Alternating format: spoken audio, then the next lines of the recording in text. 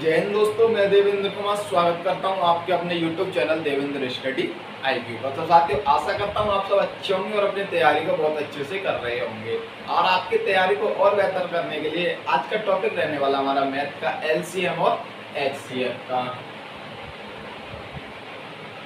LCM HCF का आज का हमारा टॉपिक रहने वाला और ये हमारी वीडियो क्लास चलेगी कॉन्सेप्ट विद प्रैक्टिस। कॉन्सेप्ट के साथ प्रैक्टिस, पहले हम कॉन्सेप्ट को समझेंगे, उसके बाद हम प्रैक्टिस की ओर बढ़ेंगे, जिसमें हम कर रहे होंगे प्रीवियस ईयर क्वेश्चन और जो अन्य परीक्षाओं में आए हुए प्रश्नों के बारे में जान लेंगे। तो साथ ही ये हमारी क्लास है यूपी पुलिस के लिए, जो कि आपके ये इस बार वैकेंसी आने वाली है, जो कि 52,000 के प्लस वैकेंसी है यूपी पुलिस में कांस्टेबल के लिए, वो अगले महीने तक आने की संभावना है। तो साथियों, हम कर लेते हैं बिना देरी करते हुए क्लास को शुरू। और उससे पहले अगर आप हमारे चैनल पर नए हो तो चैनल को सब्सक्राइब कर लें, बेल आइकन को प्रेस कर लें, क्योंकि और आपको और ऐसे वीडियो प्राप्त होते रहेंगे। वीडियो को शेयर जरूर करें। तो साथियों, हम कर लेते हैं वीडियो को शुरू। तो साथियों, आज का टॉपिक हमारा LCM और HCF का। तो LCM और HCF के बारे में आज हम समझेंगे कि LCM होता क्या है और HCF होता क्या है। तो आपने LCM और HCF को तो बहुत कई जगह पढ़ा होगा कि LCM ये 3 संख्या 4 संख्या ऐसे कीजिए LCM निकल आएगा। तो पहले हम LCM के बारे में समझेंगे, फिर HCF के बारे में समझेंगे, तब समझेंगे LCM निकालना कैसे, HCF निकालना कैसे। तो सबसे पहले हम LCM की बात करें तो LCM होता क्या है। LCM होता हमारा, फुल फॉर्म की बात करें तो लीस्ट कॉमन मल्टीपल। क्या होता है? Least common multiple. तो ये होता हमारा लघुत्तम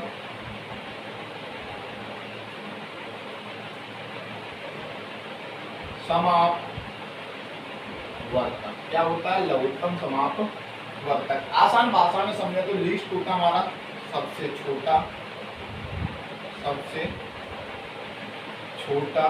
कॉमन होता है समान, मल्टीपल होता है हमारा गुणज। तो हमें LCM में ज्ञात क्या करना है? LCM में ज्ञात करना सबसे छोटा समान गुणज। किन्हीं संख्याओं का सबसे छोटा समान गुणज हमें ज्ञात करना है। अब HCF की बात करें, HCF highest common factor. Highest common factor ये क्या होता है हमारा? महत्तम समाप वर्तक। क्या होता है? महत्तम समाप वर्तक हमारा होता है HCF। तो इसको आसान भाषा में समझे तो हाईएस्ट का मतलब होता है हमारा सबसे बड़ा, कॉमन होता है हमारा समान, और फैक्टर होता है हमारा गुणनखंड। तो हमें हाईएस्ट में क्या ज्ञात करना होता है? हाईएस्ट में ज्ञात करना होता है सबसे बड़ा समान गुणनखंड, कि वह संख्या दी गई है जिनका एक समान कोई गुणनखंड होगा, वही हमारा HCF होगा। और सबसे छोटा एक समान गुणज LCM में ज्ञात करना है तो सबसे छोटा किन्हीं संख्याओं का होगा जो कि समान होगा और गुणज तीनों का समान होगा। ठीक है साथियों, यहाँ तक क्लियर है। तो बढ़ते आगे, पहले तो हम इन्हीं के समझ लेते हैं गुणज और गुणनखंड। बिंदु क्वेश्चन है, यहीं से हमारा लिख लेगा कहीं गुणज तो मल्टीपल LCM ज्ञात करना है, और फैक्टर दिखता है तो हमें HCF ज्ञात करना है। तो साथियों, हम बढ़ते हैं आगे की ओर।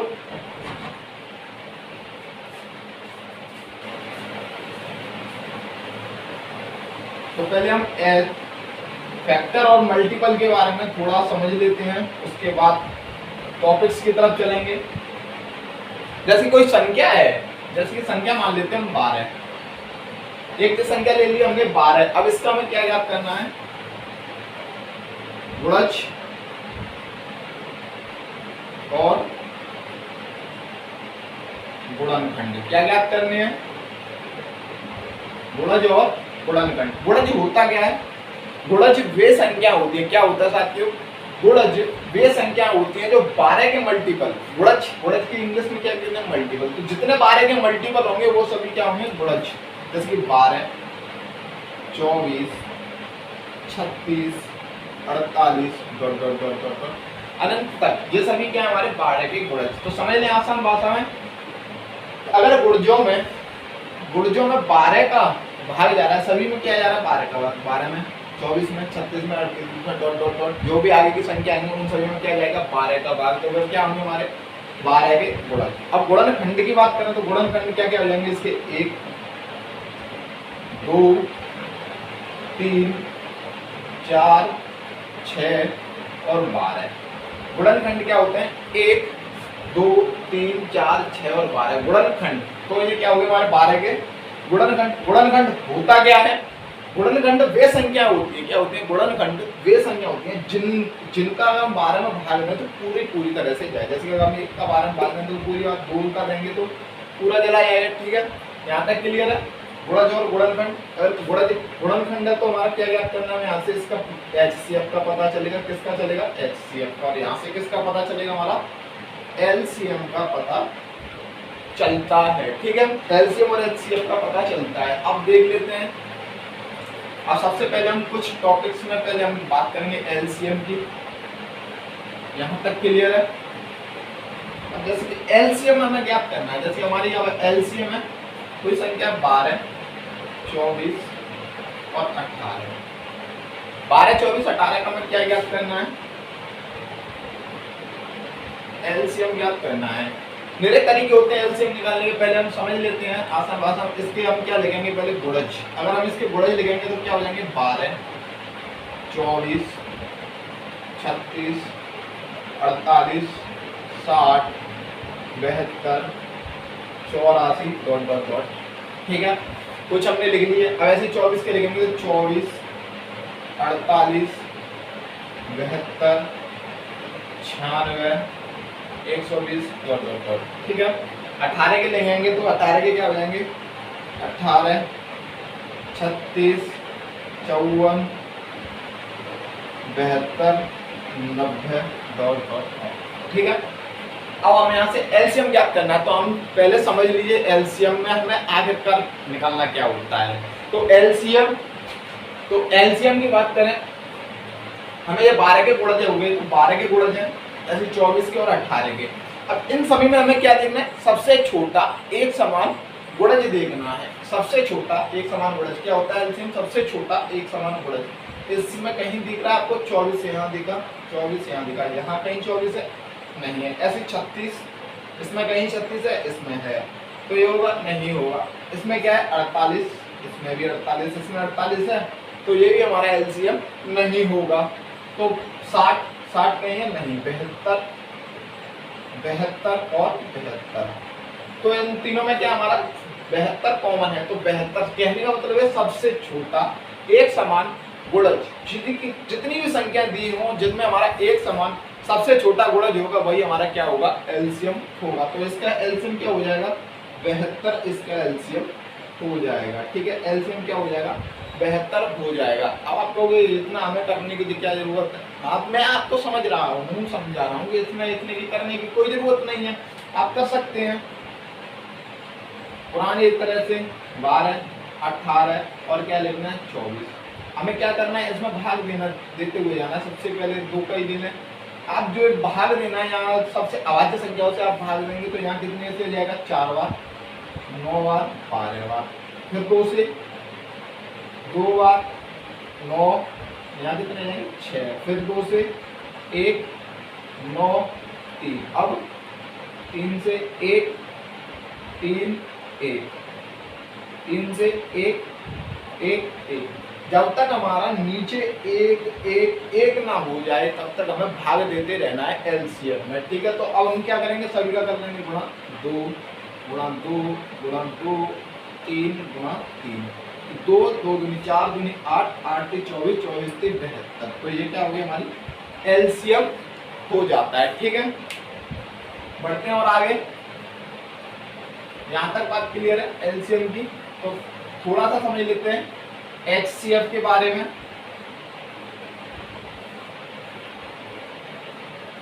अब HCF क्या, हम थोड़ा सा HCF के बारे में समझेंगे।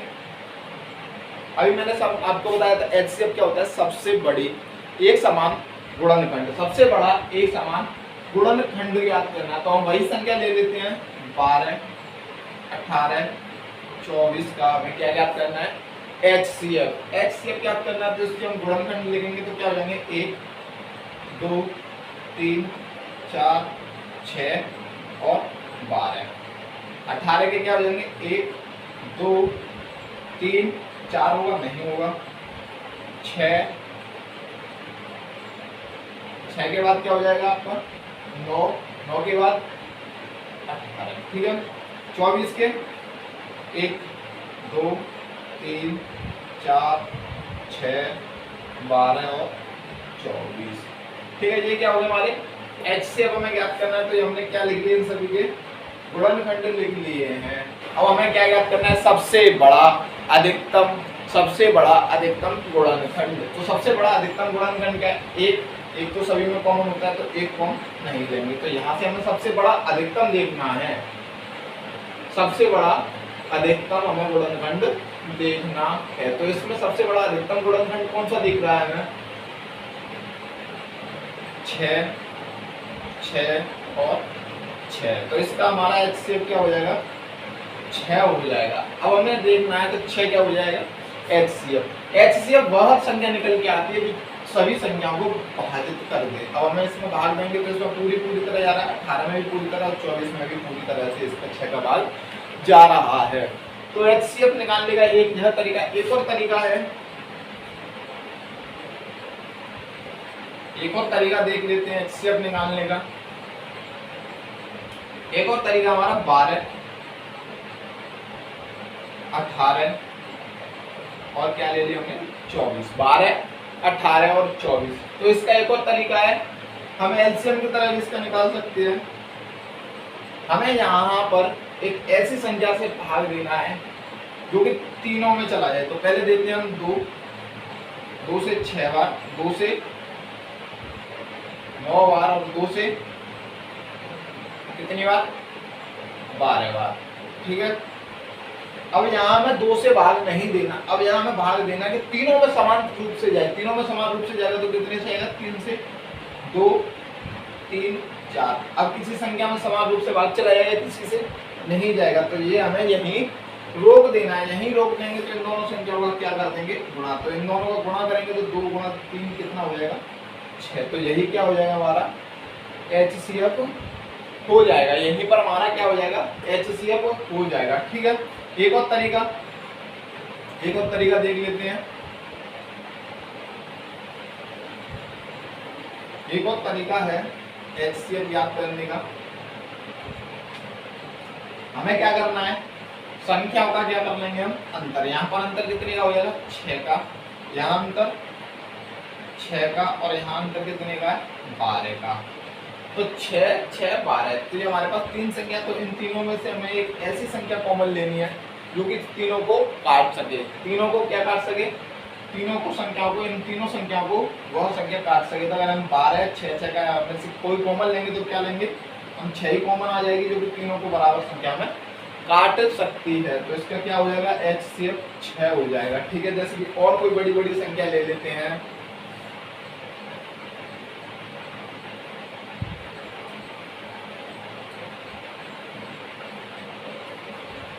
तो और संख्या जैसे कि 36 48 और 72। 36 48 72 में हमें संख्या ज्ञात करनी है। तो जैसे कि अब इसका अंतर करेंगे तो अंतर कितना हो जाएगा 12 का, यहाँ अंतर कितने का हो जाएगा, यहाँ अंतर कितने का हो जाएगा 24 का, और यहाँ अंतर कितने का हो जाएगा 36 का, ठीक है। 12 24 और 36, तो हमारे पास संख्या आ गई 12 24 36। तो हम यहाँ से कर सकते हैं, हम तीनों संख्या में से क्या संख्या कॉमन ले, कौन सी संख्या हम कॉमन ले सकते हैं। तो यहाँ से हम क्या आ जाएगी हमारी 12 कॉमन आ जाएगी। तो इन सभी का HCF क्या हो जाएगा, HCF हो जाएगा 12 HCF हो जाएगा, ठीक है साथियों। यहाँ तक क्लियर है। तो बढ़ते हम आगे अगले टॉपिक की तरफ। अगला टॉपिक हो जाएगा हमारा, आगे टॉपिक की बात करें LCM HCF में और बढ़कर क्वेश्चन आते हैं, वहाँ से कुछ टॉपिक्स हैं उनको समझ लेते हैं। जैसे कि हमारा टॉपिक है, एक है यहाँ से क्वेश्चन अक्सर आता है एग्जामों में, देखने को मिला है। एक आता है कि नंबर 1 गुणा नंबर 2 इक्वल टू एलसीएम गुणा एचसीएफ। ये फॉर्मूला है, इस फॉर्मूले पर आधारित आपको एग्जाम में क्वेश्चन देखने को मिलता है। तो क्वेश्चन कैसे आता है इसमें कि किन्हीं दो संख्याओं का एलसीएम तथा एचसीएफ, किन्हीं दो संख्याओं का एलसीएम तथा एचसीएफ इतना है, जबकि एक संख्या उनमें से एक दी गई है तो दूसरी संख्या ज्ञात करो। क्या ज्ञात करनी है? उनकी संख्याओं का ज्ञात करें। जैसे कि कोई संख्या हमारी मान लेते हैं हम 12, एक संख्या हमारी पहली संख्या है 12, हमें दूसरी संख्या ज्ञात करनी है जिसका एलसीएम 72 और एचसीएफ 6 है। एलसीएम 72 और एचसीएफ 6 है, तो नंबर 2 हमें ज्ञात करनी है। तो 12 6 72, तो नंबर 2 कितना हो जाएगा हमारा? 36 हो जाएगा। क्या हो जाएगा? 36 हो जाएगा। ठीक है, इस पर आधारित जैसे क्वेश्चन देखने को मिलते हैं।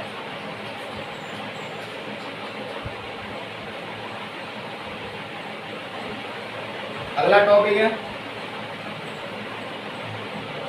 अगला टॉपिक है हमारा भिन्नात्मक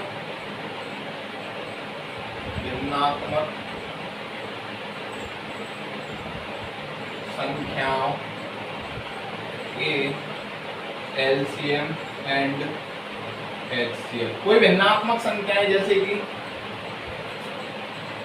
a/b, c/d और a/f, तो हमें क्या याद करना है? इसमें एलसीएम और एचसीएफ याद करना है। तो पहले मैं आपको बता दूं, अगर हम ऐसी संख्याओं का अगर हमें एलसीएम निकालना है तो क्या करेंगे? ऊपर का संख्याओं का लेंगे एलसीएम और नीचे की संख्या का क्या लेंगे? एचसीएफ। ठीक है, और एचसीएफ ज्ञात करना है तो क्या करना है? एचसीएफ ज्ञात करना है तो हम ऊपर की संख्या का लेंगे एचसीएफ और नीचे की संख्या का क्या लेंगे हम? एलसीएम। ठीक है, इस रूप में अगर संख्या तो एलसीएम ज्ञात करना है तो ऊपर एलसीएम नीचे का एचसीएफ, अगर एचसीएफ ज्ञात करना है तो ऊपर का एचसीएफ नीचे का एलसीएम हमें ज्ञात करेंगे। जैसे कोई संख्या ले लेते हैं हम 1/,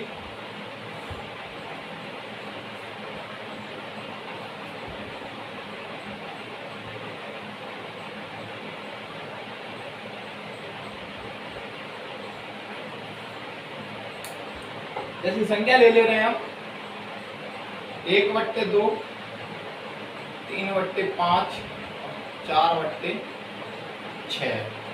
1/2, 3/5 और 4/6 संख्या है, तो हमें पहले इसका हमें क्या ज्ञात करेंगे?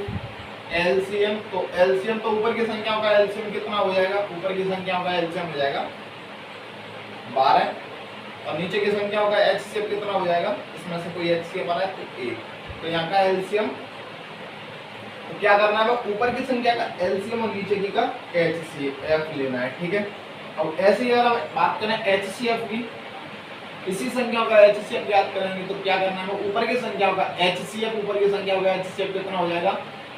1, और नीचे की संख्याओं को क्या लेंगे हम? एलसीएम। तो एलसीएम कितना हो जाएगा? 2, 5 और 30, 6 का एलसीएम ज्ञात करेंगे तो एलसीएम कितना हो जाएगा? आपका एलसीएम हो जाएगा आपका 30 हो जाएगा। तो यहाँ का एचसीएफ क्या निकला? 1/30 इसका एचसीएफ हो जाएगा और एलसीएम 12 हो जाएगा। ठीक है, क्लियर है? तो बढ़ते हैं अगले एक और टॉपिक की तरफ। अगला टॉपिक है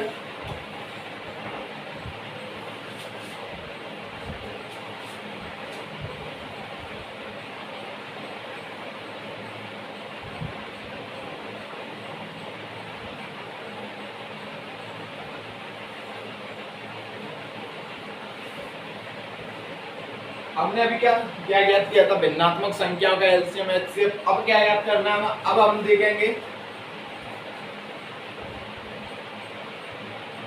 दशमलव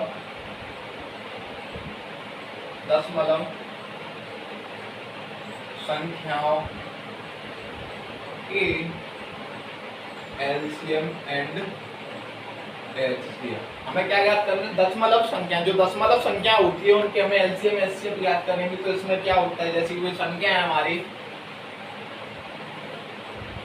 0.3, 0.05 ऐसी करके अगर 0.08 है क्या है 0.3, 0.05, 0.08 है। तो हमें क्या याद करना है, इसके एलसीएम और एचसीएफ ज्ञात करने हैं। तो हमें सबसे पहले करना क्या है, इस बात का आप ध्यान दें, गौर से सुने। हमें सबसे पहले क्या करना है, हमें सबसे पहले सभी का उठाना है पॉइंट। तो यहाँ से पॉइंट उठाएंगे तो क्या हो जाएगा 3/10, 5/100 और 8/100। क्या हो गया 3/10, 5/100 और 8/100 यहाँ पर हो जाता है।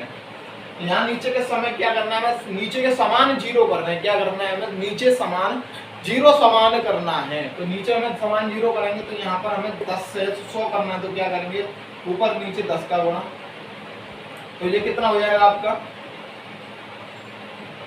30 और ये कितना हो जाएगा 100। अब हमें यहाँ से ज्ञात करना है एलसीएम और एचसीएफ। इस ऐसी संख्याओं जब तक आप एलसीएम और एचसीएफ ज्ञात नहीं कर सकते तब तक आप नीचे की संख्या को अगर समान ना कर लें, समान ना कर लें तब तक आप ऐसी संख्याओं का एचसीएफ और या एलसीएम ज्ञात नहीं कर सकते। अगर करोगे तो गलत होने की संभावना रहेगी। तो अब हमें क्या याद करना, पहले एलसीएम। एलसीएम के लिए वही पुराना तरीका, अगर भाग अब किसमें होगी भिन्नात्मक रूप में, तो हम क्या करेंगे एलसीएम के लिए ऊपर की संख्याओं का एलसीएम। तो ऊपर की संख्याओं का एलसीएम कितना हो जाएगा 30 और 6 और 8 2। अगर हम एलसीएम की याद करें तो 2 गुणा 3 गुणा 5, 2 गुणा 2 यहाँ से हो जाएगा, ठीक है। और भारित में 100, तो इसका एलसीएम कितना हो जाएगा 2 3 6 7 30 30 चौक 120। तो एलसीएम 120/100। पॉइंट से हम पॉइंट काट सकते हैं तो 1.2। तो इनका एलसीएम कितना हो जाएगा 1.2 इनका एलसीएम हो जाएगा। एचसीएफ, तो एचसीएफ में ज्ञात करना है। तो एचसीएफ में क्या करेंगे, ऊपर की संख्याओं का एचसीएफ कितना हो जाएगा, तीनों में संख्या कोई कॉमन है नहीं है तो एक एलसीएम तीनों का हो जाएगा 100। एचसीएफ क्या हो जाएगा 0.01 हो जाएगा, ठीक है। बात क्लियर है। दशमलव संख्याओं के एलसीएम एचसीएफ आप याद कर सकते हैं ऐसे। तो बढ़ते हैं एक और नए टॉपिक की तरफ।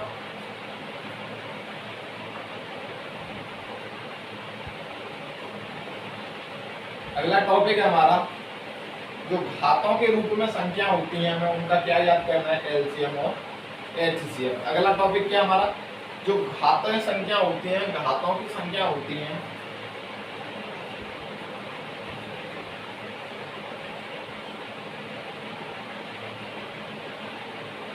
जो पावर होती है, जो पावर वाले क्वेश्चन होते हैं उनके हमें एलसीएम और एचसीएफ याद करने हैं। जैसे कि कोई संख्या ले लेते हैं, दो क्वेश्चन, जैसे हमारे पास संख्या दे रखी है 2 की पावर 3 गुणा 3 की पावर 5 गुणा 5 की पावर 3, ठीक है। ऐसी संख्या दे रखी है 2 की पावर 4 गुणा 3 की पावर 6 गुणा 5 की पावर 2 गुणा 6 की पावर 1 करो यहाँ मान लेते हैं 7, ठीक है। क्या है, ये दो हैं, दो संख्या दे रखी है 2 की पावर 3 गुणा 3 की पावर 5 गुणा 5 की पावर 3। दूसरी संख्या वाली 2 की पावर 4 गुणा 3 की पावर 6 गुणा 5 की पावर 2 गुणा 6 की पावर 7। हमें क्या ज्ञात करना है, इसका पहले एलसीएम फिर हमें याद करना है एचसीएफ। तो एलसीएम ज्ञात करने के लिए हमें इस प्रकार के, अगर हमें एलसीएम ज्ञात करना है तो करेंगे क्या, अगर हमें एलसीएम ज्ञात करना है तो करना क्या पड़ेगा, तो एलसीएम के लिए हमें कोई भी ऐसा नंबर नहीं छोड़ना है। एलसीएम में क्या करना है, हमें इसमें से सभी नंबर ले लेंगे, तो 2 सभी नंबर लेने हैं जिसकी अगर सबसे अधिक और पावर होगी वही वाला हमें नंबर लेने हैं। तो 2 की पावर 4, अब क्या लेंगे हम 3 की पावर किसकी ज्यादा है 6 वाले की, तो 6 को लेंगे। 5 की पावर किसकी ज्यादा है 3 की, तो 3 को हम 6 की पावर 7 भी ले लेंगे। तो ये क्या हो जाएगा हमारा एलसीएम हो जाएगा। अब बात करें एचसीएफ की, तो एचसीएफ में क्या है, एचसीएफ कॉमन होने चाहिए दोनों में वो संख्याएं क्या होनी चाहिए कॉमन है। हमें कॉमन क्या दिख रहा है 2 3 5 2 3 5, तो 2 गुणा 3 गुणा 5। इसमें हमें क्या याद करना है, जिसकी सबसे कम पावर होगी वही हमें संख्या लेनी है। इसमें सबसे पावर कम किसकी, हमारी 2 की पावर 3, यहाँ किसकी है 2 की पावर 5 और यहाँ किसकी है 5 की पावर 2। तो ये क्या हो जाएगा हमारा HCF हो जाएगा। ठीक है, अगर क्लियर है तो बड़ी आज का ये वीडियो हमारा यहीं पर समाप्त होता है। अगर वीडियो अच्छा लगा हो तो वीडियो को लाइक करें, चैनल को सब्सक्राइब करें, बेल आइकन को भी प्रेस कर लें, क्योंकि हम आपके लिए और ऐसी वीडियो लाते रहेंगे। धन्यवाद, मिलते हैं अगले वीडियो में। इसके हम प्रैक्टिस कर रहे होंगे क्वेश्चनों की। ठीक है।